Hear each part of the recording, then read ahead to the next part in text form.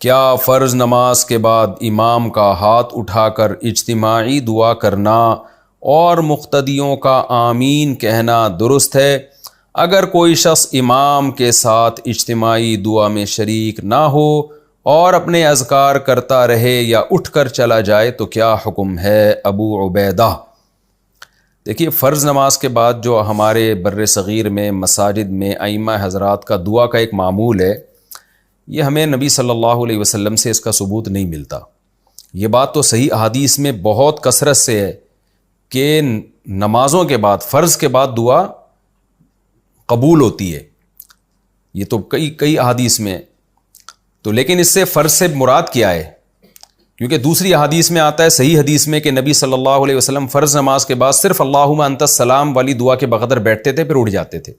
تو علماء نے تطبیق یوں دی ہے کہ فرض نماز کے بعد صرف اللہم انت السلام پڑھا جائے، پھر سنتوں کے بعد دعا مانگی جائے، اور وہ دعا بھی کیا ہے؟ وہ وظائف ہیں، کیونکہ ایک حدیث کی تشریح دوسری حدیث سے ہوتی ہے۔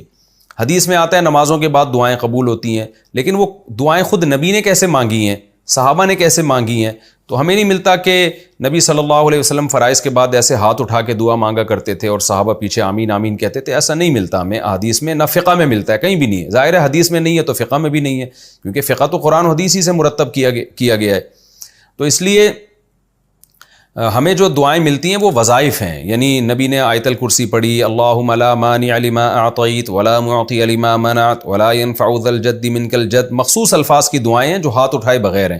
تو اس لیے فرض نماز کے بعد صرف اللہم انت السلام پڑھنا چاہیے، پھر سنتیں پڑھیں، پھر یہ مخصوص وظائف پڑھیں۔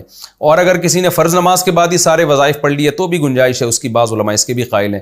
تو لیکن یہ جو فرائض کے بعد ہاتھ اٹھا کے پراپر طریقے سے امام دعا مانگ رہا ہے اور مقتدی بھی اس کے ساتھ اجتماعی دعا میں شریک ہیں، یہ ہمیں قرآن و سنت میں نہیں ملتا، اور اس کا معمول تو بالکل ہی نہیں ملتا۔ اگر نبی ہر نماز کے بعد ایسے کرتے تو ایک روایت نہیں، کئی روایتیں ہوتی، کیونکہ یہ خود فقہ کا ایک پراپر اصول ہے جو فقہا نے لکھا ہے، خاص طور پر حنفی فقہا نے تو اس اصول کو بہت اہمیت دی ہے۔ وہ یہ ہے کہ اگر کوئی کام ایسا تھا جو نبی صلی اللہ علیہ وسلم کے دور میں کثرت سے کیا جاتا تھا، تو اس کو اگر ایک ہی راوی نقل کر رہا ہے تو یہ خود اس حدیث کے یعنی اس کی علامت ہوتی ہے کہ یہ حدیث قابل قبول نہیں ہے، کیونکہ اتنی کثرت سے عمل ہوا ہے تو صرف ایک روایت کیوں ہے؟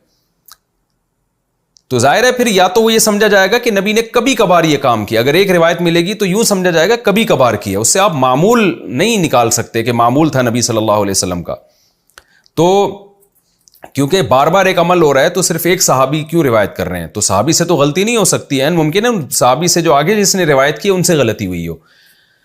تو اس لیے ہمیں نہیں ملتا کہ نبی صلی اللہ علیہ وسلم فرائض کے بعد اس طرح ہاتھ اٹھا کے دعا مانگتے تھے۔ پھر فقہ کی کتابیں بھی اس سے خاموش ہیں، فقہ حنبلی دیکھ لیں، فقہ مالکیہ دیکھ لیں، فقہ شافعی دیکھ لیں، فقہ حنفی دیکھ لیں، ان کی جو معتبر عربی کتابیں، اردو کی بات نہیں کر رہا، جو صدیوں سے معتبر عربی کتابیں چلی آ رہی ہیں، اس میں بھی کوئی ایک حرف بھی نہیں ملتا۔ فقہ حنفی کی مشہور فتوے کی کتاب ہے فتاوی شامیہ، اس میں نہیں ہے کہ فرض نماز کے بعد امام دعا مانگے گا ہاتھ اٹھا کے، حالانکہ فقہ میں تو بہت باریک باریک جزیات بھی ذکر کی جاتی ہیں۔ فتاوی عالمگیریہ دیکھ لیں، اس میں تو الٹا لکھا ہوا ہے کہ امام کو چاہیے کہ اللہم انت السلام کے بقدر بیٹھے اور کھڑا ہو جائے۔ تو اگر فقہا اس کو سنت سمجھتے تو عالمگیریہ میں تو لکھا ہوتا نا، وہ اتنا جزیات باریک باریک بیان کرتے ہیں، وہ اتنی اہم چیز فقہا سے کیسے نظروں سے اوجھل ہو گئی؟ تو اس سے پتہ چلتا ہے کہ یہ بر صغیر میں ایک چیز ہے جو بعد میں شروع ہوئی ہے، اس کا ہمیں شروع کی کتابوں میں کوئی ثبوت نہیں ملتا ہے، نہ فقہ شافعی کی آپ جو مستند کتابیں فقہ کی ان میں بھی نہیں ملتا، نہ حنابلہ کی کتابوں میں تذکرہ ملتا ہے، نہ مالکیہ کی جو معتبر کتابیں ان میں بھی تذکرہ نہیں ملتا۔ تو یہ اکثر اردو فتاوی میں یا بعد میں جو عربی کتابیں لکھی گئی ہیں جو ہمارے علماء نے لکھی ہیں، ان میں کچھ انہوں نے لکھا ہے کہ کوئی روایات، ایک آدھ روایات پیش کی ہیں جن کی سند میں بھی کچھ کلام ہے۔ تو اس لیے ہماری رائے میں یہی ہے، اور اس پر لوگ کہتے ہیں کہ میرا تفرد ہے، میں جمہور سے ہٹ کے بات کر رہا ہوں، ایسا نہیں ہے۔ حضرت مفتی محمد شفیع صاحب رحمۃ اللہ علیہ جو مفتی اعظم پاکستان تھے، ان کا پورا اس پہ ایک رسالہ ہے کہ وہ اسی میں یہی ثابت کیا کہ فرائض کے بعد یہ اجتماعی دعا ثابت نہیں ہے۔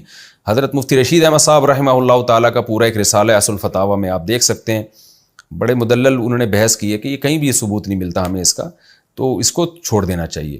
لیکن بہرحال مسئلہ کوئی بہت زیادہ اہمیت کی نوعیت کا نہیں ہے، اس لیے ایسا نہ کریں کہ میرا کلپ سن کے آپ اماموں کو تنگ کرنا شروع کر دیں، مسجدوں میں پھڈے بازی نہ کریں۔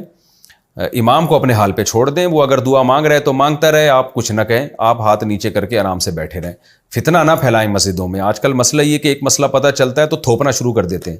اگر امام ان علماء کو فالو کر رہا ہے جو اس دعا کے قائل ہیں تو اس کو کرنے دیں، آپ اس کو تنگ نہ کریں، بدعتی ہونے کا فتویٰ نہ لگائیں۔ یہ چھوٹی چھوٹی باتوں پہ بدعتی ہونے کا فتویٰ لگانا یا اختلاف کو حد سے بڑھانا یہ ٹھیک نہیں ہے۔